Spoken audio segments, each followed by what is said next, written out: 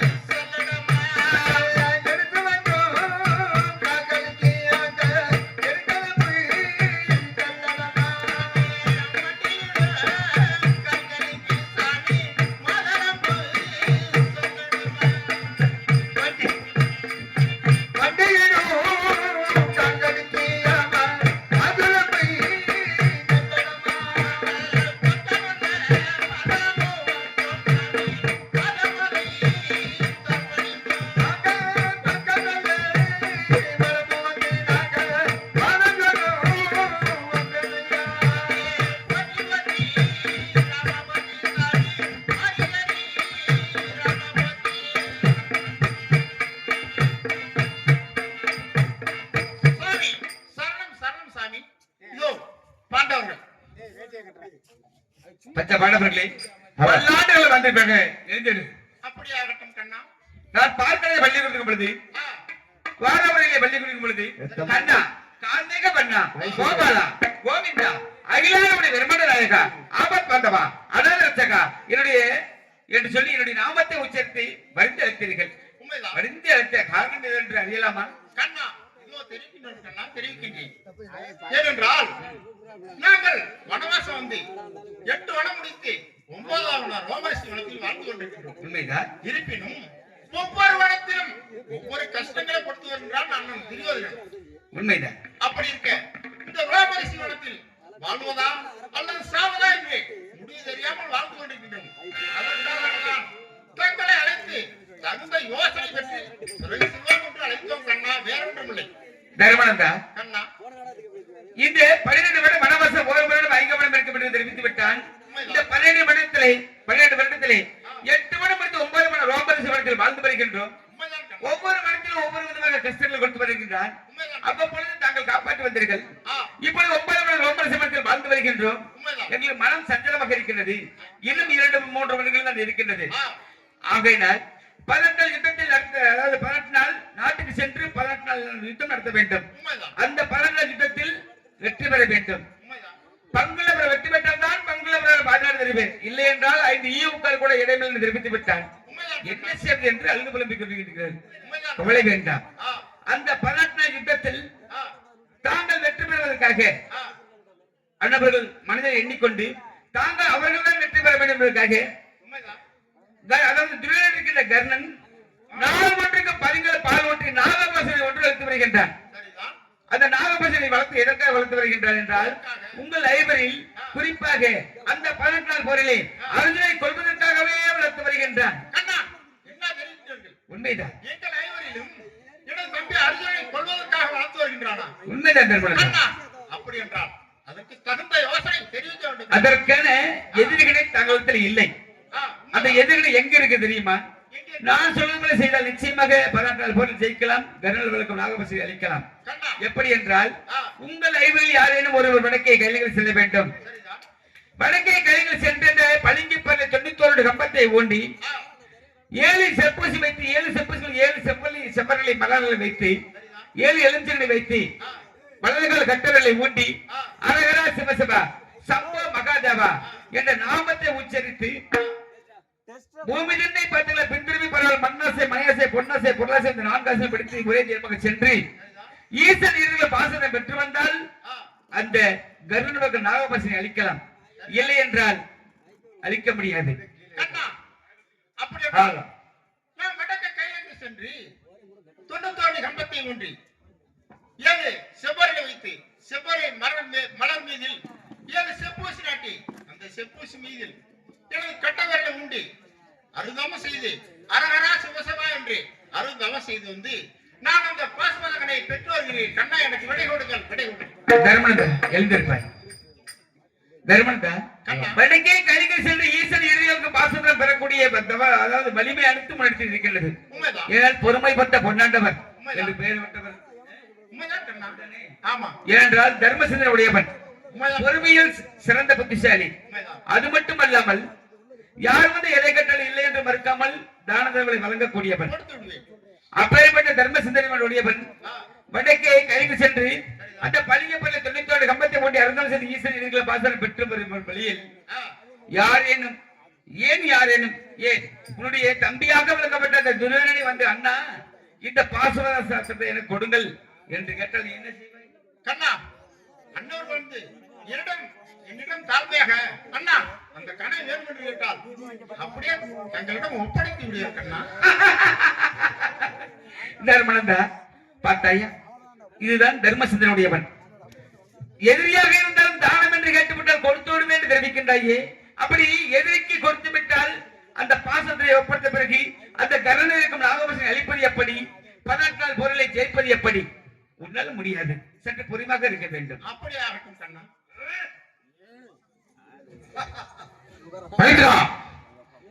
நான் அந்த கைலகிரி சென்று அதை ஈஸ்வரன் எதிர்கைகளுக்கும் பாதுகாக்க வாங்கி வருகிறேன். எனக்கு படிக்க வேண்டாம். பீமசேனா அதாவது 16 யானை பலம் படைத்த மகா பலசாலி. பார்த்தேன், நீங்க நடந்து வந்தாலும் பார்த்தேன். எல்லாருமே வாகனத்தில் வந்தாலும் நான் செங்கரட வாகனத்தில் வந்து கொண்டிருந்தேன். என்ன சொல்வதை கேளுங்கள், நடப்பதான் சொல்லுவேன். செங்கரட வாகனத்தில் வந்து கொண்டிருக்கும் பொழுது தங்கள் கால்நடையாக வந்த பலசாலி நான் பார்த்தேனே. மேட்டில் எப்படி ஏறி வந்தீங்க? ஏன் ஒவ்வொரு வனமா கடந்து அந்த பள்ளத்துல ஏறி அந்த மொடக்கில் திரும்பி அந்த மேட்டில் வந்து சட்டையெல்லாம் கழட்டி போட்டுட்டு அவ்வளவு வந்தீங்க, மெச்சினேன். இருந்தாலும் அந்த சிவபெருமான் தங்களுக்கு இந்த பாசத்தை கொடுப்பதற்கு சற்று காலதாமதம் செய்தால் என்ன செய்வேன்? என்னிடத்தில் சிவபெருமான் பாசுவதற்கை கொடுப்பதற்கு காதல் வாங்கி விட்டார். இது தண்டனைத்தால் அடித்த அந்த சிவபெருமான் வரும் கைலங்கிரியை நெருக்கி தருள் ஆக்கிய வைக்கிறார்.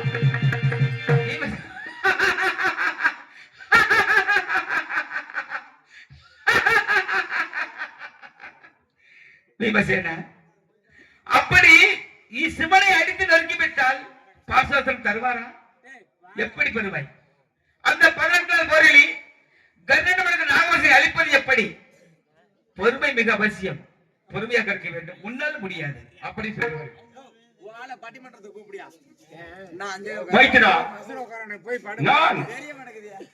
நான் போய் பாசுவாதம் வாங்கி வடக்கை கையிலிருந்து சென்று ஈசன் எதிரிக பாசுவத்திரம் அனைத்து பெற்று பெறக்கூடிய அதாவது வலிமை அனைத்து முன்னெடுத்து இருக்கின்றது, மறுக்கவில்லை. அப்படி பெற்று வரும் வழியில் எங்கேனும் குதிரை பந்தயம் வைத்து விட்டால் அதில் ஆர்வத்துடன் நாட்டத்துடன் கலந்து கொண்டு அங்கேயே அமர்ந்து விடுவாய். பிறகு இந்த 14 போரில் ஜெயிப்பது எப்படி? கர்ணனுக்கு நாகபசி அளிப்பது எப்படி? உன்னால் முடியாது நகலசேனா, சற்று பொறுமையாக இருக்க வேண்டும். மைத்துனா, எனக்கு விடை கொடுங்கள். நான் சென்று அந்த பாசுவரக்கனையை பெற்று வருகிறேன். எனக்கு விடை கொடுங்கள் மைத்துனா. சகாதேவா எழுதியிருப்பாய். அனைத்தும் அறிந்தவன் நீ. உனக்கு நான் சொல்ல வேண்டுமா? யார் செல்வது, எப்படி செல்வது, எப்போது செல்வது என்ற விவரம் அனைத்துமே தங்கள் சாஸ்திரத்தை வல்லவர் சகாதேவன். எப்பொழுது முன்னர் அதாவது முக்காலும் அணிந்து உணரக்கூடியவன் நீ. ஏனென்றால் ஒரு முறை என்னையே நீ கட்டிப்பட்டவன் அல்லவா? அப்படி எத்தனையோ உருவங்கள் எடுத்து நின்றாலும் நான் எங்கே இருக்கின்றேன் என்பதை ஆராய்ந்து மனக்கண்ணிலேயே உங்களுடைய உருவத்திலே இதயத்திலே குடியிருந்தேன். அப்பொழுது மனக்கண்ணால் இதயத்தை கட்டிப்பட்டு விட்டது. எப்பொழுது அப்பேற்பட்ட பலசை உனக்கு நான் சொல்ல வேண்டியதில்லை, உன்னால் முடியாது. அப்படி கண்ணா, அப்படி என்றால் யாருமே செல்ல முடியாது தெரிவிக்கிறாய். அப்படி என்றால் யார் அங்கே செல்வது? ஏன் செல்ல முடியாது? 4 பேர் கேட்டீங்க, இன்னொருத்தர் இருக்கார் இல்லையா?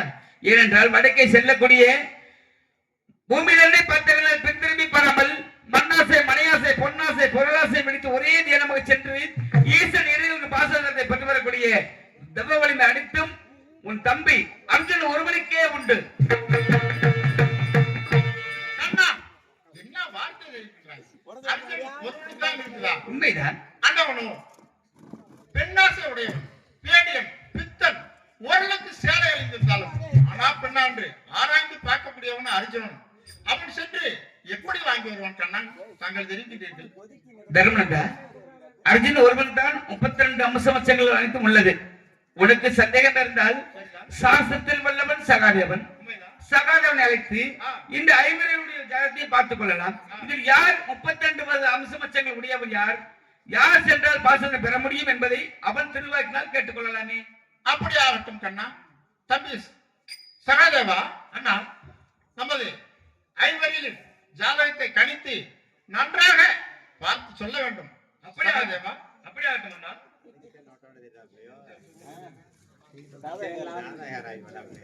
அண்ணா, நமது 5 நால்வரும் செல்வதற்கான பாக்கியம் கிடையாது. சரிதான். எனது அண்ணன் அர்ஜுன் ஒருவர் தான் செல்ல வேண்டும். அவர்தான் செல்ல முடியும். ஏனென்றால் அவருக்கு தான் முன்னிரகை பின்னரகை முதுகிலே மச்சரகை பள்ளியில் பரிச வினை பாதமெல்லாம் சென்னமரை இப்பேற்பட்ட 32 நட்சத்திரங்கள் பொருந்திய எனது அண்ணன் அர்ஜுன் ஒருவர் தான் செல்ல முடியும். அண்ணா உண்மைதான் சகாதேவா, உண்மைதான். தர்மனந்தா, இப்பொழுது கேட்டுக்கொண்ட ஐயா, பல்லில் பரிசுவினை பாதத்தில் செந்தாமரை தோளில் துளசிமலை தொப்பலிலே அமர்த கலசம் மார்பில் மச்சரை மார்பிலிருந்து அமர்த கலசம் முன்னுரகை பின்னரகை முதுகிலே மச்சரகை இது போன்ற 32 வகையான அம்சமச்சங்கள் அர்ஜுன் ஒருவனுக்கே உண்டு. அண்ணன் சென்றால் தான் அந்த பாசத்தை பெற்று வர முடியும். தர்மனந்தா, அப்படியே ஆகட்டும் கண்ணா. என்றைக்கும் அனைவருக்கும் உங்களாக வந்து விடுவான். சரி, இன்றைக்கு காலதாமதமாக இருக்கின்றது. அப்படி என்றால் வருகையை எதிர்பார்த்து கண்ணா. அர்ஜுன் வருகை எதிர்பார்க்கலாம். அப்படி ஆகட்டும் கண்ணா, வாருங்கள்.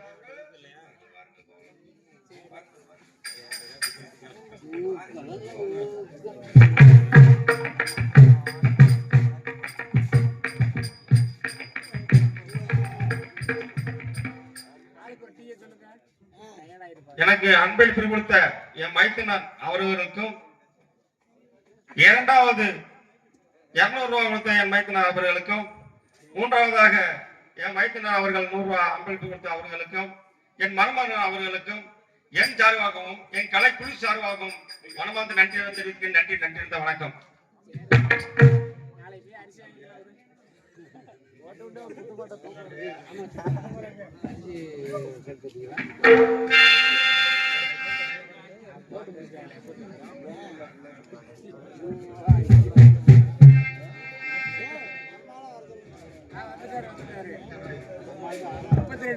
ஹலோ